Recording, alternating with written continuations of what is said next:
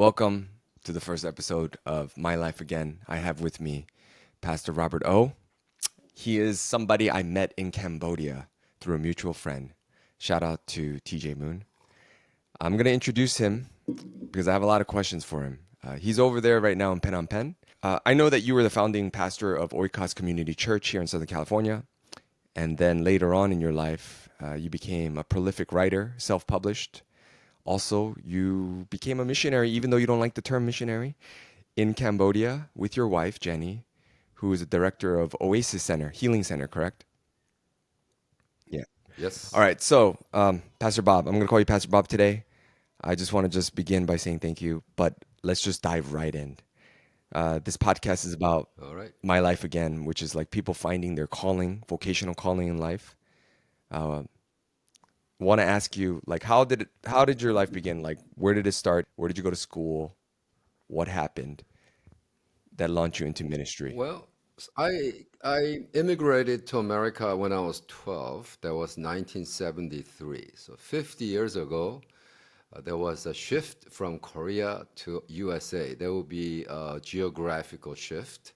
From there, I went junior high, high school, college, went to Berkeley, studied philosophy, and then married a gal at age 29. Uh, at age 22, I'm sorry, at age 22, and then plant my first church at 29. So that was another shift of looking at life differently. I was a businessman. I was doing import export. And one day God spoke to me and said, I want you to plant a church. I said, Lord, I don't know how to plant a church. I'm a businessman. He said, well, I know how. So I said, okay, if you know, then who's going to argue with that? So at age 29, I planned my first Oikos church at my living room with 4 people. And we really wanted to be cell-based church, no buildings required, blah, blah, blah. But within 10 months, we became 190 member Wow. church. And so when you have 190 people, you cannot put them in your living room. So we became sort of traditional building-based church, which I still grieve about that today after 30 plus years. Why? So, but we start planting more Why churches. do you Huh? grieve about that? I don't think church is a building. Mm, Even more. I'm so affirmed and confirmed in Cambodia. mm. So at 29, Um, at 29, did you have ministry experience? Or all you had was export import? Um, well, I was a 전도사. I was a pastoral sure. intern at one of the largest Korean church in Oh, I LA, see. and the deacons and they were fighting. A deacon brought a gun into our deacons meeting, so it was a typical immigrant church. Yeah. I love Jesus, but I hate all the Christians who attended the church at the time. So it was quite disappointing. I did not find followers of Christ. I saw a bunch of nominal Christians who think they were Christians. So anyway, so I said, okay, well, I want to plant my own Hmm. church that gonna live so differently Hmm. than these old Hmm. farts. These old farts, man. And we're gonna show them how to do church right. Well, well, so after 5 churches later, Lord now shift me back to my passion, wanting to do something different. So we end up start planting church in Siberia. We help plant church, 27 churches in Siberia, along with the Fullerton GMI, 은혜교회, the Grace Hmm. Church. So while that was happening since 2003, I end up in Cambodia, and we launched almost $300,000 building project for leprous colony, Hmm. 2002, and that took us a few years. And 2007, I started living in Cambodia, and by now, wow, you know, I started going there 2001. So 22 years later. Uh, we felt like maybe 20 years was enough. We need to go back, and my goal was to retire at Hawaii and take care of these poor surfers in Hawaii. They need Jesus too. So and Lord says no. we want you to buy a house and settle down in Phnom Penh. I said, that's ridiculous Yeah. idea. 20 years is Yeah. enough. I've given my life in my 40s and 50s. I gave my 40s and 50s to Cambodia. And I said, Lord, come on, I need some break, what's wrong with, no, really, what's wrong with the surfers in Yeah. Hawaii? I just want to minister Yeah. to Yeah. them. And Lord says, no, you're going to buy a property here and settle down. So, in a sense, I was rebelling against God by saying, okay, Lord, we need close to $360,000 to buy two property now, then why don't you give us 400,000 within 1 month, within 40 days? So my challenge to God was, okay, Lord, if you give me $400,000 within 40 days, with just me writing one email requesting for fund, then we'll know it's your will. Well, $440,000 came in within 40 days with one I email. must admit, I'm gonna go back to your life a little bit.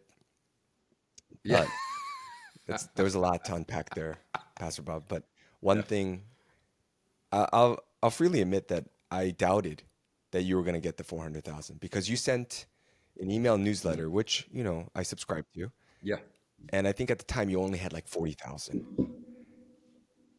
yeah, And the next email newsletter, I see that you raised 400. And how could I have doubted that God was yeah. going to do that work through you and Jenny? But let me take it back a little bit. When you were in Berkeley, you studied philosophy. What did you think you were going to do with the philosophy degree out of Berkeley? Actually, I took philosophy because I was certain that faith I have in Christ is stronger than any philosophy of the world.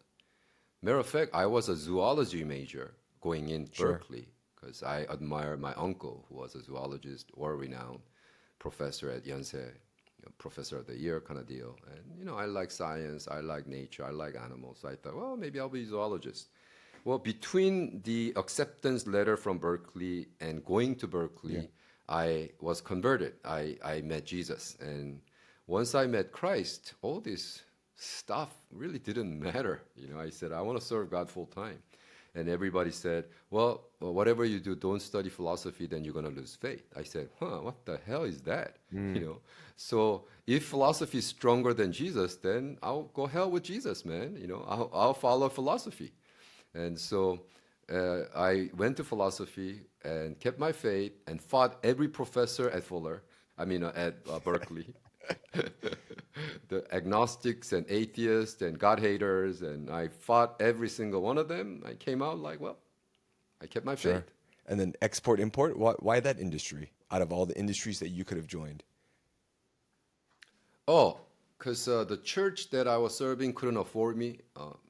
Matter of fact, they were paying me 1,000 a month, and I said, I cannot raise two kids in LA with Sure. 1,000 a month. And so I resigned and I worked for them for free for 4 years. And my brother was import exporter and he needed a help. So I said, hey, Hyung, can I Sure. help you? Can you pay me a good salary? And so we we worked together, build up Well, a there's a lot company. of people at that age. Well, a lot of, I guess this generation, there's not a lot of people who have kids at that age, but when they do, that I think that's one of the most important questions that we ask ourselves sometimes, which is, I really want to do this in my 20s and 30s, but I feel like I should be working on something else. For you, that was the ministry. Unfortunately, the ministry Yeah. we all know doesn't pay a whole lot, especially in an area like this where, inflation's high and cost of living is high in general. How do you like should should people just like bite the bullet and get a job even as they pursue something that they've been so called to, such as ministry? Like, what are your thoughts on that?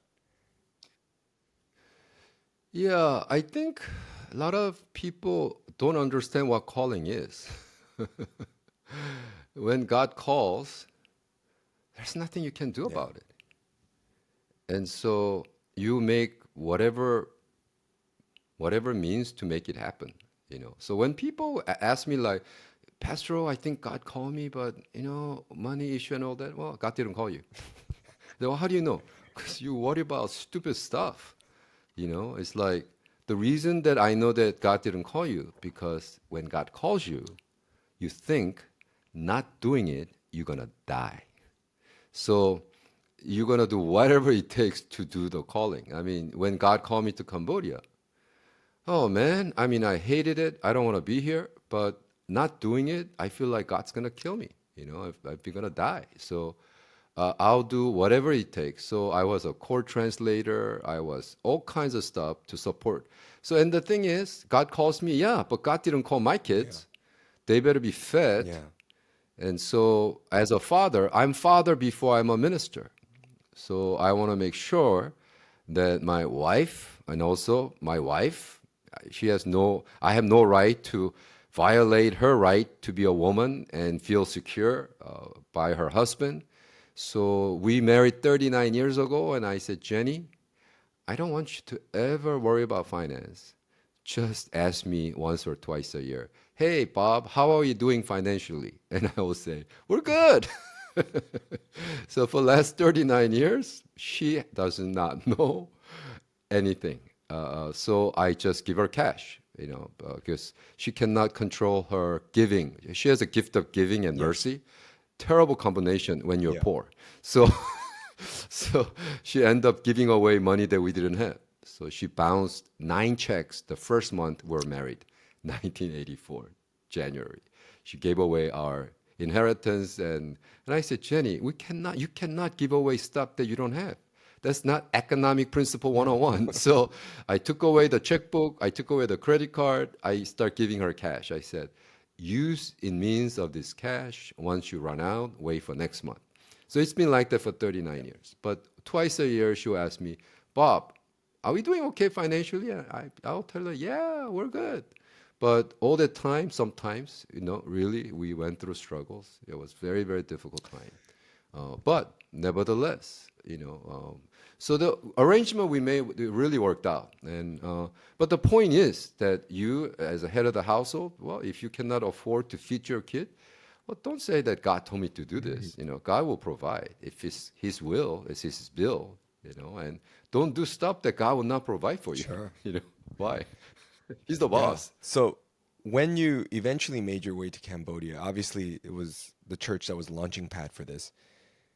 After Oikos went its way and you departed from Oikos, how did you know that this was the next step that you had to kind of take?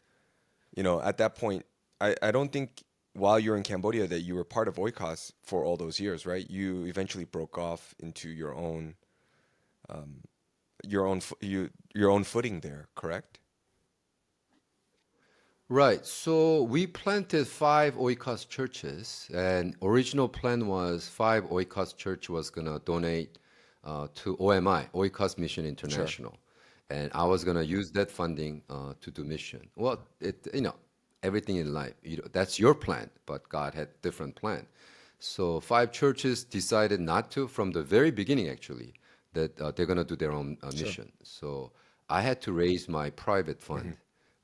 So I did revival meetings, about 3,000 revival meetings in 64 countries. And most of my fundraising that I did it, I would say at certain year, I would give 70, 80% of my earning for the mission cause. So Oikos actually did not participate in Cambodia mission, only at the very Sure. beginning stage. And you decided you decided while you're in Cambodia, like what were you gonna do like after you started moving there full time or had moved there full time? And I think when I met you, you said that you spent a lot of the time in Cambodia, but then you came back every once in a while to Southern California for family and friends. How how old were you when you kind of were in Cambodia full time? Yeah, full time, we actually, the status that we have is called non-resident Sure. missionary. So we spend 6 months here and 6 months everywhere else. And so originally we would spend 2 months in Cambodia, 2 months back in home, 2 months in Cambodia, like Wow. that. And also, my calling in life is being a revivalist. So I would go, average would be about 15 to 20 countries per year. I would travel and preach the gospel. The reason is because if I don't do that, our mission work in Cambodia collapse I financially. see. So I raised close to $2 million last 20 years. And all that money had to be raised by me preaching at Hong Kong, let's Yeah. say, or Singapore, Mhm. And so I preached at this tiny 80 people Singapore church, and that Sunday they gave $47,000, Wow. which is phenomenal. And that 47,000 completely used for Cambodia. And And what do you so, exactly yeah. do in Cambodia? For like the people who are listening, they might not be familiar with what, Mm, you know. yeah. Yeah, so when we began our mission work, I was at Cheon's church, and Cheon and I, we go a long, long, long, long time ago together. And when Cheon launched this Mud Auditorium revival, I was there because we're good friends. We fasted 40 days together, and he said, Bob, you really need to pray, come and bless our ministry. So I was there laying my hands over him, pray, and I prophesied something that was like, has become reality because the Lord said, Che is not going to be cooked up in Pasadena. He's going to become Mm. global. He's going to go all over, and he's going to have thousands of pastors under him. I'm like, wow, she just launched the church, and I'm calling out that under you there will be thousands of pastors Yeah. worldwide. I'm like, well, that sounds crazy. Well, that became reality. And so when I was prophesying that, a friend of mine, another prophet next to me, tapped on my shoulder and said, Bob, I think you got it wrong. I said, who the hell you think you are calling someone's prophecy wrong on the spot? You know, you know what I mean? That's kind of Yeah. rude. And I get offended when someone think that they are better at something because just because they've been doing it. I'm like, you need to humble yourself, man. Yeah. Don't say I'm wrong. Just say that, well, I'm not sure I agree or Yeah. something soft landing. Yeah. Don't BS me about you're wrong. So anyway, so I got ticked off. I said, what do you mean? He said, because the next great thing God's gonna do is nameless, faceless thing. And when he said that, Lord said, that's for you, Bob. Mm. So I said, wow, nameless, faceless. So when I first 20 years of Cambodia, Lord said, nameless, faceless, because here I am giving this Cambodian pastor 5,000 a month, raised by me. Yeah. And Lord said, don't put your name, don't put your face. So nobody knew that we're doing all this stuff for 20 years. So we did nameless, faceless. For example, we gave $300,000 and we built a school, Bright Future School, and we're supporting 130 lepers colony children from elementary all the way up to Hmm. college. And initial cost was 300,000, and each month just to feed them was 4,500 that we need to provide. And all that stuff that we're doing, and we could never put our name on. And Mm. so that's why everybody said, Pastor O, what do you do there? Yeah. Yeah. I'm like, well, we don't really do much. So that launched from that point on, we did now 18 years of pastors conference in November. We did a worship conference for 10 years. We did a bookstore, a Christian bookstore for 10 years. I had a gallery, art gallery. I had a coffee shop. I had a publishing house. Now I'm teaching I taught at university, Royal University, that's national level school, philosophy. And I'm teaching at Bible college now. And I've been publishing mainly books for Khmer people. Through publishing house, we publish, I think, good 20 books in Khmer or Cambodians. And so now, yeah, I started a research center 10 years ago, which we mainly focus on church planters in Yeah. Cambodia and try to help them with that. So we do, and my wife now 7th or 8th year into counseling center, doing phenomenal job. We just finished lay counseling training. We work with Australia and Brisbane Bible School, and we've been certifying these people. Now this is the third term, and I think certified now close to 60 people, lay counselor. Yeah, so we do all kinds of crazy Yeah. stuff that we cannot really. Yeah. So, yeah. So actually, when I met you, I was like, "What exactly do you do?" And when I read your newsletter, it brought so much clarity. I feel like Mm. you've done many different things in that country. starting with the people who are overlooked, even to the people in society that have an education and that you're trying to teach them philosophy, but I don't know. It's just been so varied. And so it's hard to put a finger on it. And I think that's okay too, not having such clarity over exactly what your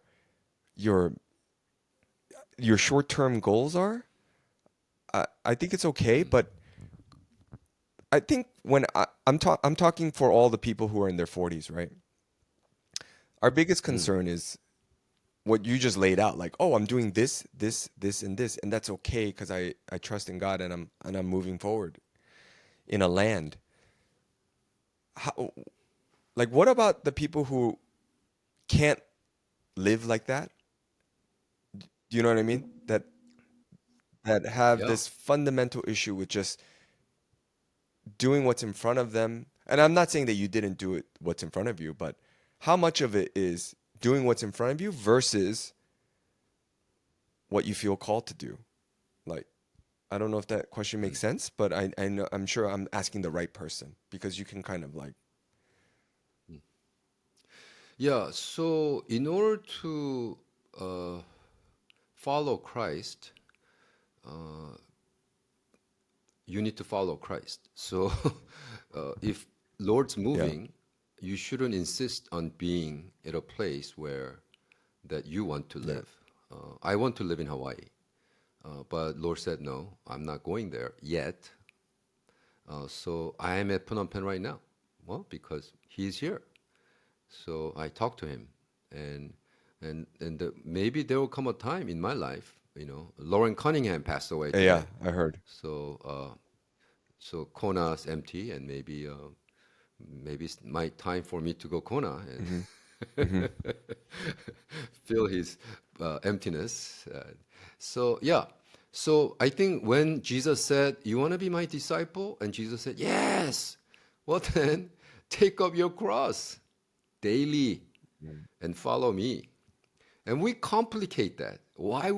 I don't know why we complicate that so much. Like, well, okay, well, what did Jesus tell you to do daily? Well, I want to make a lot of money and become a doctor. I want to be a businessman. And when I make enough money, then I'll follow Christ. Is that what Jesus said? No, Jesus said, daily, follow me, right? So I think once you actually make an absolute commitment to that word of God and said, Lord, daily, whatever you tell me to do, I'll do it. And so it's not like you don't have to wake up in the morning daily and say, Lord, should I brush my teeth or not? I mean, that's stupidity. Of course you want to brush your teeth or your wife will Yeah, hate you. So you need to do whatever normal people do. yeah, But are you in a spiritual place where you knew the truth and truth set you free? Meaning, of course, I want to be yeah, rich. Of course, I want to be recognized. When God told me nameless, faceless, it killed me, because all my friends, they are becoming rich, becoming famous, and that right really. This sounds stupid, but I'm a pastor, so I don't ever compare myself with billionaire. I don't ever or compare myself with a Bill Gates or why? Because we're in the different field. But fellow pastors, when I see them, I'm like, God, that boy that I lay hands over and I blessed him, and wow, mm, he has now 10,000 member church, Lord, and what about mm, me? Nobody knows, and everybody still asks me, so what do you do, Pastor O? I'm like, yeah, the way that you ask, you make it sound like I'm a loser. It's like, yeah, so and so has a 10,000 member church, but what do you do? And I said, well, and what really it highlight came, it was kind of crazy thing. It was during COVID yeah, time, and I flew in from Korea to LA, and I was tired. I mean, I've been preaching, and then and when I arrived at LAX, wow. My friend pastor happened to be in the same plane, mm, and he had to fly first class. It's not even business class. He had to fly first class. And I met him, and I was so ashamed for him Why? that I put a mask on Mhm, and I act mhm, like I did not see him. mhm, And he and his wife took a first class, which cost about 10,000 each, went to Korea and preached at mission conference. mm, Yes, and here I am, been missionary to Cambodia for 20 years. I never get to invited to this kind of conference because I'm nobody. I'm nameless, faceless. He hasn't done jack for the Lord. But the guy who has a large church in LA gets to fly first class, preach at this mission conference as if he's a missionary. And I thought, Lord, this is really interesting. It's a irony of it. But the paradox of that is that, wow, I think there will be a great reward in heaven for yeah, me. yeah. You're painting a picture of like there's a lot of death to thyself when you follow your call. Uh, and might Yeah, take up your cross. and there may not be immediate rewards. And kind of where I think that's kind of where I'm at too. When I compare myself to a lot of my friends or a lot of ex-colleagues, I don't know why things didn't turn out the way I thought it would turn out, which is obviously better, you know. I'm very thankful for my family and, you know, I live here in Southern California, but there are definitely times when I question whether I have the right metric for success. Sometimes I don't know. I Mm, really don't know, Pastor Bob. mm, This is mm, partly why I'm doing this podcast to figure all of this out. Like in mm. by speaking to people who have gone through a lot of things. I want to bring it back to you. I want to bring it back to you because I know Yeah, that your your interest in philosophy actually took you back to Oxford, where you studied. I think it was at the Oxford Center for Mission Studies in England, right? And you got your PhD there, I believe. Um, yes, yes, yes. I got my second second, second doctorate. congratulations. Why did you do that? Why do people go back to school? I Uh, see this a lot. As I get older, yeah, my wife included, she's getting her second master's in history. I just want to, yeah, but I don't understand. Please help me yeah, understand why yeah. take that Because turn. people used to die at 75. Now they die at 100. So you gotta fill that 25-year vacuum. And world has progressed so quickly. Some of the stuff you knew at a master level is now taught at high school. Yeah, I see. And stuff that you entertain at a PhD level, pretty soon it will become taught at high school. So there's an exponential growth in knowledge base. The contribution to the whole academic world is phenomenal, and that's one of the reasons that I just write. I write like crazy. I just published my 97th book or something, and I published 15 books this year, and I'm putting Kierkegaard as the book of my title of my book. And the reason is this: people think that AI is really smart, but AI actually is a glorified calculator. AI cannot think. AI learn to count. Learning to count is not thinking. So when AI basically based on probability and algorithm, and is gonna shoot out, for example, when you type Cambodia church plant in Google Scholar, so average person use Google search. But if you are a scholar, you must use Google Scholar. And when you type Google Scholar, Cambodia church plan, the first 4 books pop, 3 books are mine. So in the AI's world, I am the expert in church plan of Hmm. Cambodia. So when you publish, and my goal is to publish maybe Kierkegaard as a title, maybe about 100 books on Kierkegaard as a title. And when I die, my grandchildren will find out, well, your great grandfather was the expert in Kierkegaard, who actually published 100 books on Kierkegaard. Yeah. But why your And fascination? they don't really care about the content. But why are Hmm? you going back to philosophy at this time in your life? Is this the next Oh, step, or like is this part of Act Two of your life, where, you know, oh, yeah, that also is definitely just from the Lord. I swim 2.5 miles each day, 4 kilo. That's hour and 30 minutes. Each morning I just swim. And it's a lap swim, so you don't stop. You just go Yeah. 175 Yeah. laps. So if you could do that, what happens is that in the middle of it, heaven opens up, God comes down and starts speaking to you. Because I'm you're in so that la la embarrassed. land. I do 5 You're in laps. that zone I where, do 5 laps a day. I'm so embarrassed right now. But go ahead. okay, Yeah. yeah, yeah. So you know that Ironman is 2.4 mile swim.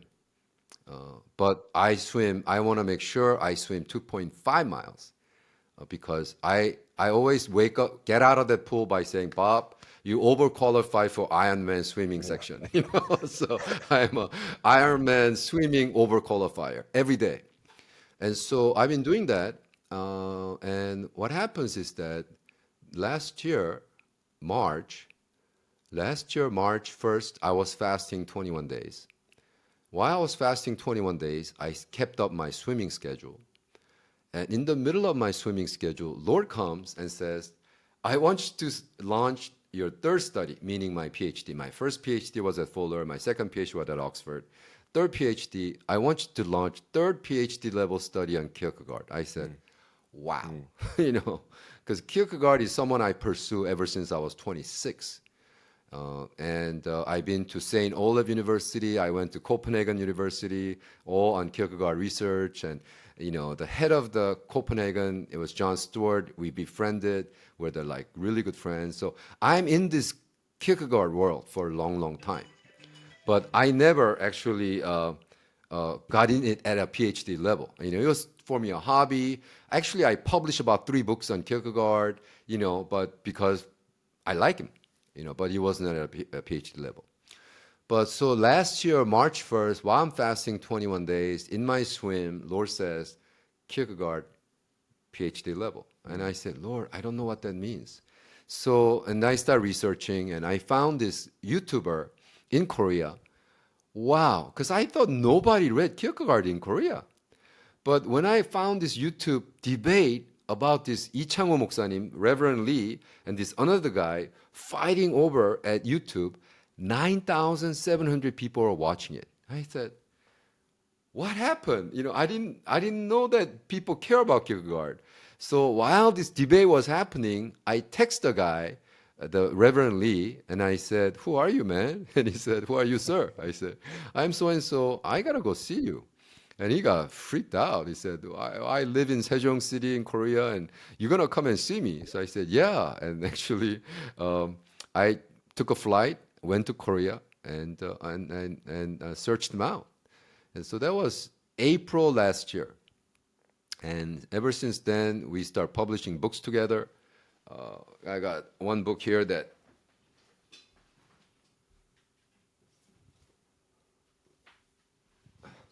this is the book that we launched together, and this is another book.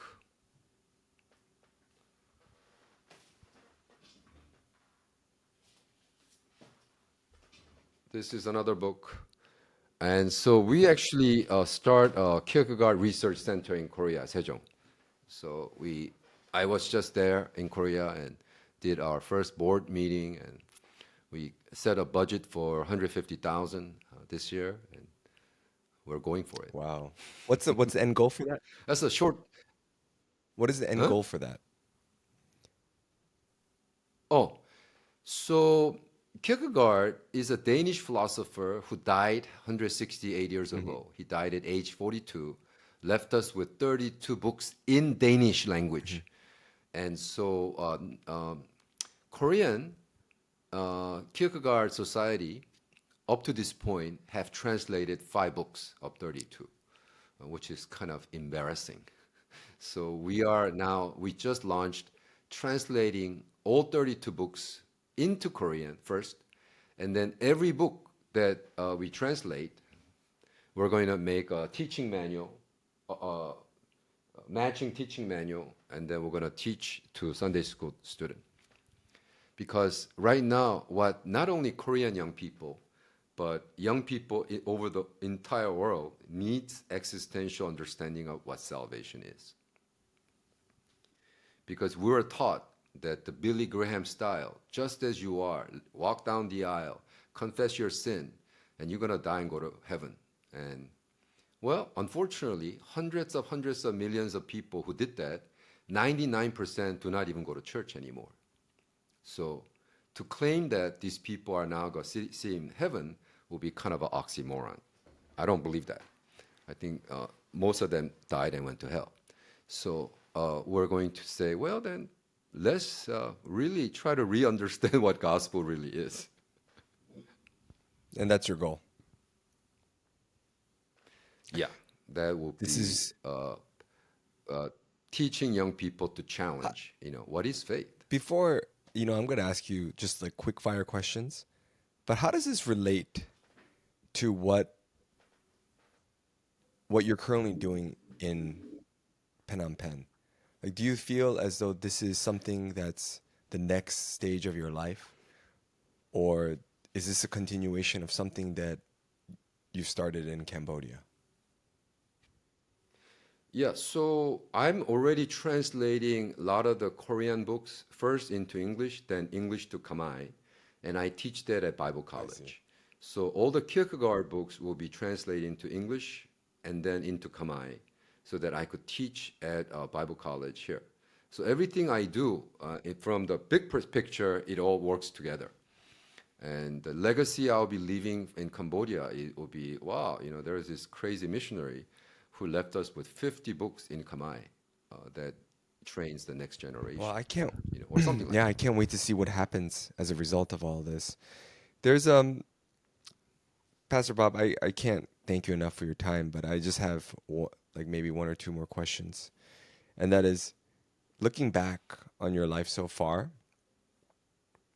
if you could give like one piece of advice to somebody, maybe even not in the ministry world, but in the business world, in a corporate setting, in entrepreneurship, or whatever, in the creative arts, one piece of advice about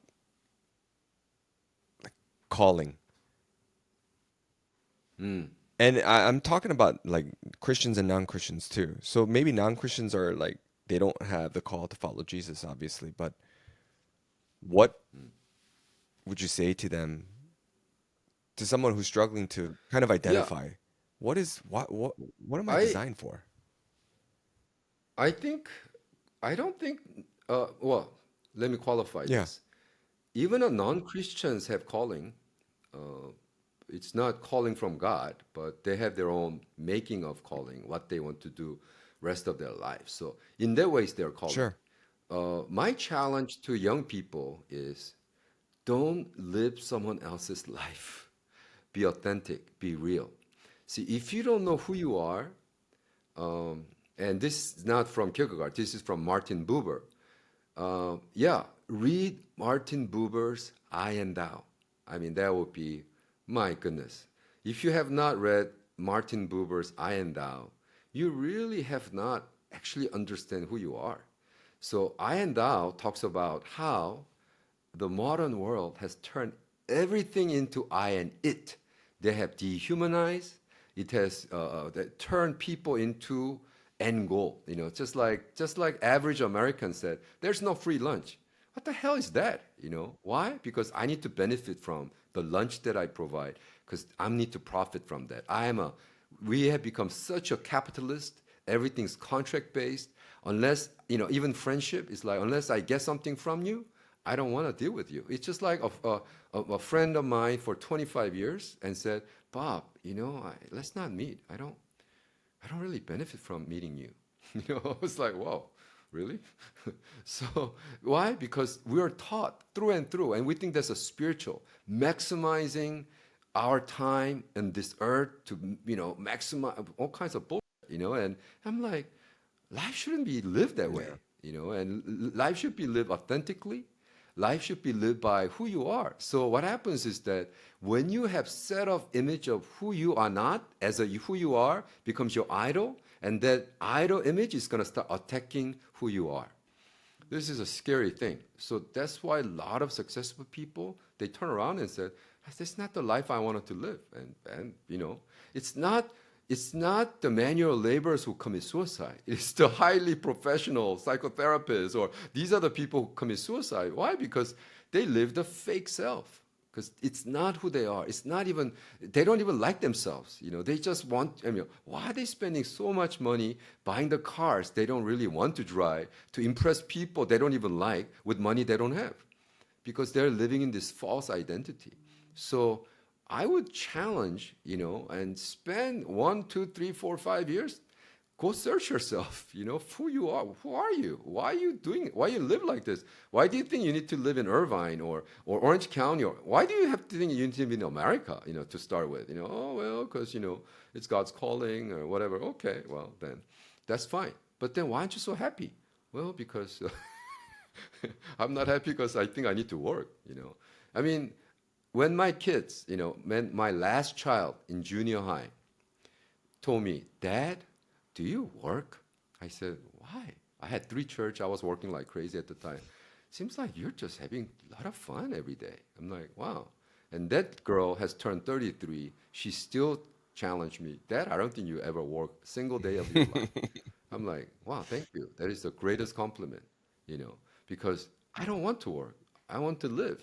I want to live for God, live for kingdom, you know, and that's all I want to do, you know. And so, and people say that, well, but I need this condition met, and I need to have this image, and I need to be accepted by norm, you know, and blah blah blah. I'm like, why? Why do you need to be accepted by people? Yeah. You know, why do people have to recognize you as someone cool or, you know, successful? Or, you know, it's like, well, don't be successful. Success is the stupidest thing. You know, why do you want to be successful, right? Just live your life. You know, whom God how fashioned you, right? And so, Yeah. I'm going to take that as be authentic. I'm going to think about this probably for the next few days. I just want to thank you so much for coming on and sharing your journey. I think it's going to enlighten a lot. It's illuminating. And I hope that some of the listeners, however few, can be blessed by it. So thank you, Pastor Bob.